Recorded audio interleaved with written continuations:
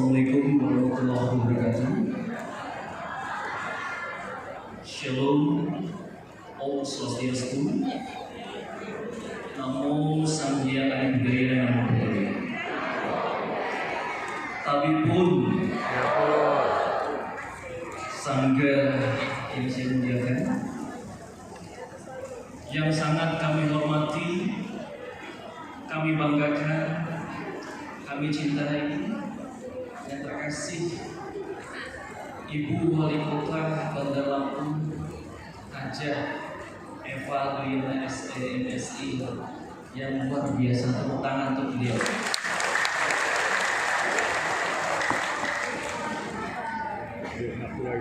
Yang kami hormati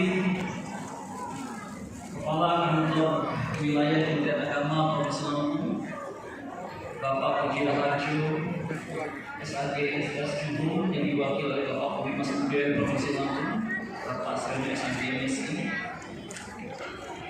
juga umat muda, sekaligus momen bersejarah bagi kami umat muda dan juga sejarah bagi Kota Bandar Lampung di hari ulang tahunnya yang ke-341 merayakan Waisak untuk pertama kalinya. Semoga ini yang pertama dan bukan yang terakhir. Tentu kalau kita melihat di tempat-tempat lain di Indonesia, saya menjumpai sejak saya menggunakan jubah ini, baru pertama inilah Waisak diselenggarakan di kantor wali kota. Luar biasa. Bukan hanya diselenggarakan, tapi disponsori, kemudian juga diberikan door prize, dikasih dukungan tetek dan bengek. Terima kasih. Harapan kami semoga kalau orang baik seperti ini jalannya. Sebab apa? Kita sebagai umat Buddha mengenal yang namanya dasar raja.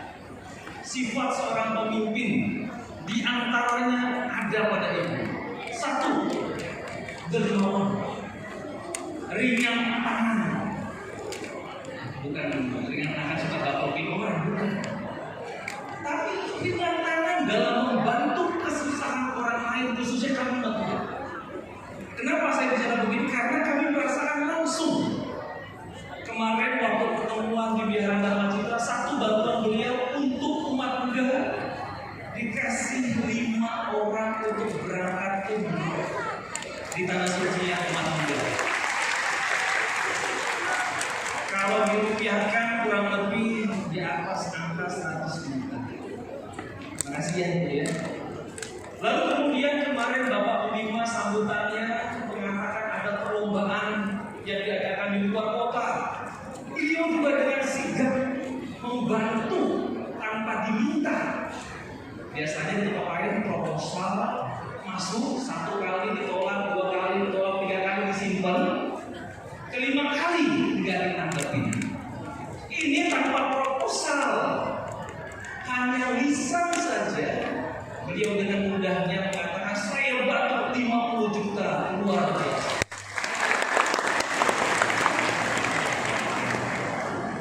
Ya, ini baru sifat yang pertama tentang kedermawanan.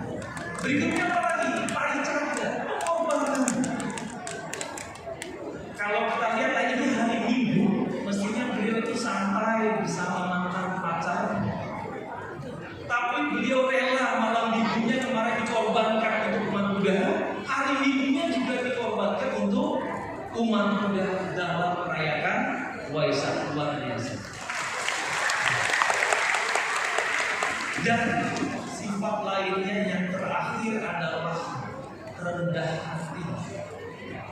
Saya belum pernah, jujur, ini bukan karena di depan ibu saya bukan, tapi itu adalah sebuah kejujuran. Pada umumnya, ini bukan membicarakan kejelekan yang lain. Pada umumnya pejabat, apalagi sekedar bupati atau wali kota, sama pemuka agama ya biasa aja, kecuali pemuka agama itu tenang. Bagi saya bukan pemuka agama yang tenang. Begitu ibu tadi malam sudah duduk di tempat air, masih bangkit berdiri untuk menyalami kami. Ya. Yang mestinya udah duduk diam-diam cicing-cicing wae, ya. Tapi beliau rela bangkit lagi dan menyalami kami satu persatu, luar biasa. Ini adalah sifat kerendahan hati yang beliau. Baru satu periode ya, Bu, ya. Ini tanah ya. Baik ibu bapak dan saudara sekalian, ini pujian yang memang layak untuk dipuji. Bukan sekedar dipuji untuk mendapatkan materi dan sanjungan lainnya, tidak. Tapi adalah pujian yang layak yang dapat kami berikan. Mungkin saya mewakili umat muda dan umat beragama yang lain atas pujian ibu terhadap kami umat beragama. Ibu bapak dan saudara sekalian, dalam temanya Waisak pada tahun ini kami Sanggam Indonesia mengusung sebuah tema harmonis masyarakat, damai negara. Apakah yang disebut sebagai keharmonisan? Harmonis adalah selaras, sejalan, seia, sekata. Inilah yang menjadikan insan menjadi damai. Kenapa dikatakan insan menjadi damai? Karena pada sejatinya setiap insan tidak pernah ada kedamaian. Mengapa tidak ada kedamaian? Karena ada keegoisan. Coba ibu bapak dan sekalian merenunglah ke dalam diri Anda. Apakah saya orang yang egois atau tidak? Mungkin kalau saya tanya satu persatu, Anda tidak akan pernah ngaku saya orang yang egois. Tapi coba Anda renungkan sendiri. Tadi satu orang foto-foto, tadi juga saya sudah dikasih foto bersama dengan ibu anggota dewan. Foto bersama-sama. Coba kalau bapak ibu punya foto bersama-sama, pertama kali wajah siapa yang Anda lihat? Ayo jujur. Wajah diri sendiri. Orang lain mau ada mau enggak sebodoh ini. Orang lain mau ada mau tidak, terserah, yang penting saya. Nah, inilah ciri yang paling mudah untuk dikenali bahwasannya kita adalah orang yang egois. Setuju? Setuju ya? Jangan marah nih. Ya inilah sejatinya kita manusia yang penuh dengan keegoisan. Begitu ego muncul di dalam diri, apalagi kita kembangkan kepada orang-orang yang ada di dekat kita, maka tidak bisa dipungkiri konflik akan terjadi.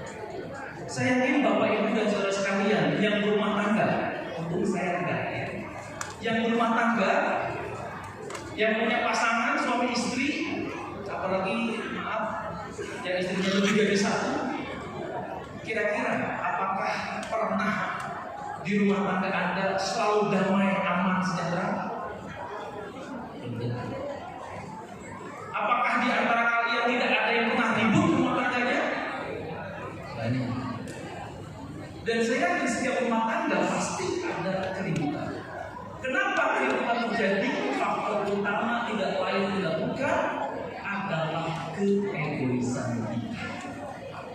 Lalu kemudian meningkat ke masalah lebih lanjut yang lebih luas lagi cakupannya. Sebagai makhluk sosial, manusia tidak bisa hidup sendiri, kecuali kami ya.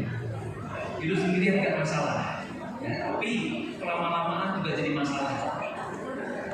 Ibu bapak dan saudara, cakupan yang lebih luas di tingkat masyarakat. Di Lombok ini sudah banyak terjadi konflik, perang antar suku sudah pernah terjadi. Ya.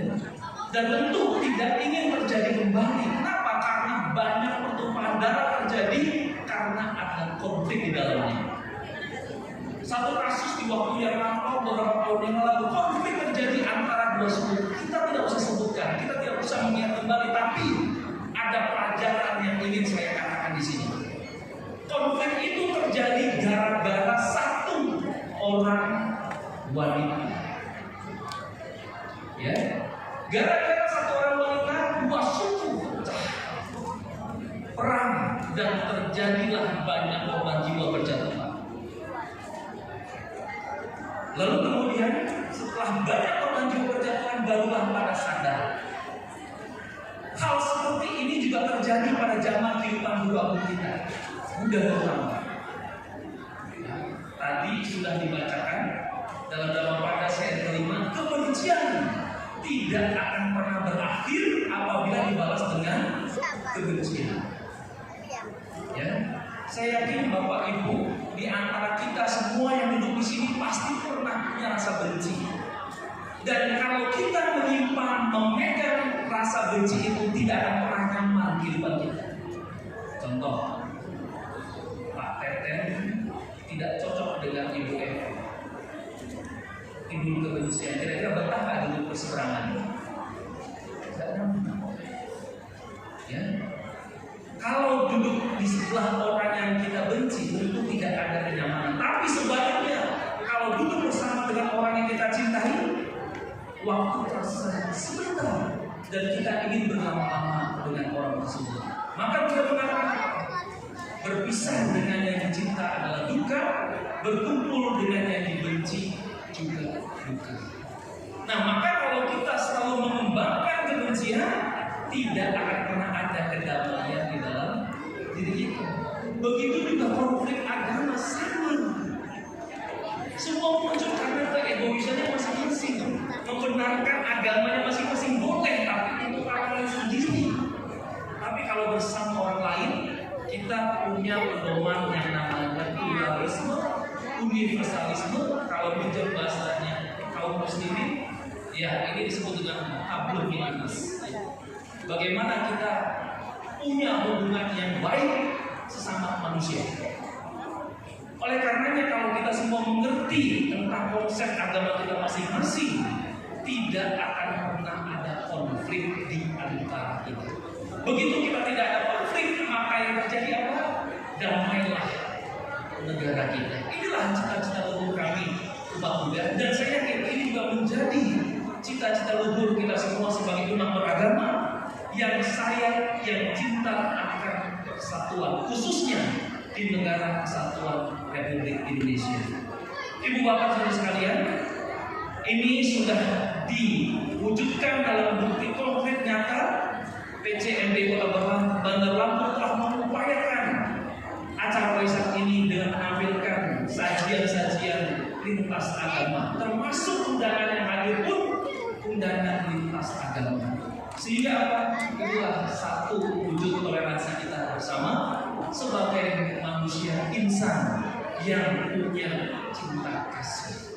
Nah, karena cinta kasih ini sulit untuk dikembangkan, haruslah kita upayakan dari sekarang. Tapi kalau kita selalu mengembangkan kebencian, maka tidak akan pernah ada kebahagiaan di dalam diri kita. Saya rasa itu yang dapat disampaikan. Semoga ini membuahkan kebahagiaan bagi kita dan semua makhluk. Wallahumma biqil aqwamitorik. Wassalamualaikum warahmatullahi wabarakatuh. Om Santi Santi Santi Om sampai sahabat kita. Semoga semua makhluk hidup berbahagia. Sadu, sadu, sadu. Namo Sankaya Budaya, Namo Buddhaya.